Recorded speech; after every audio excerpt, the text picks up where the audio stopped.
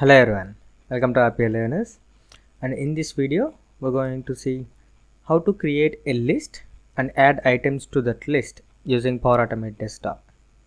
So let's jump into the Power Automate Desktop. Here go to variables section, and then if you see here there is an action called create new list.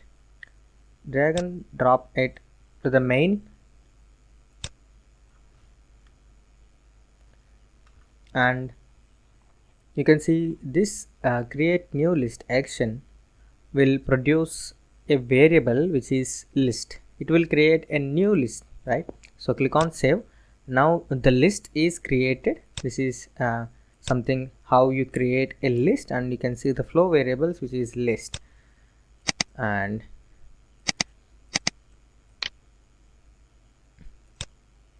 now what we need to do, we need to add items to this list. So if you go here again, then you can see something called add item to list.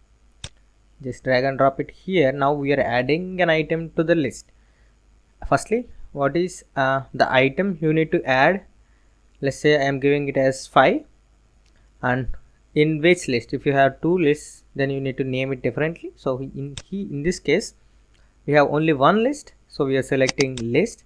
So it is adding 5 to this list, and let me click on save. Now one item is added to that list. Let's add one more item to that. Now what is the item? Let's say it is 6, and we are adding it to the same list. So click on list and then save. Now there are 2 items in that list, and let me drag a display box here to see the count of that list which is initialized and then added values too. So I'm dragging a display message here, and what is that we want to see is we want to see the list count, how many are added to that count. So we can mention it as a count and click on save. So in this message box we will get what is the count of the items that are added to that newly created list. So let's run this and see whether it is added 2 items into the list that we created. It started executing, and you can see the message box here which says 2. Let's add one more item and then see if it goes to 3 or not.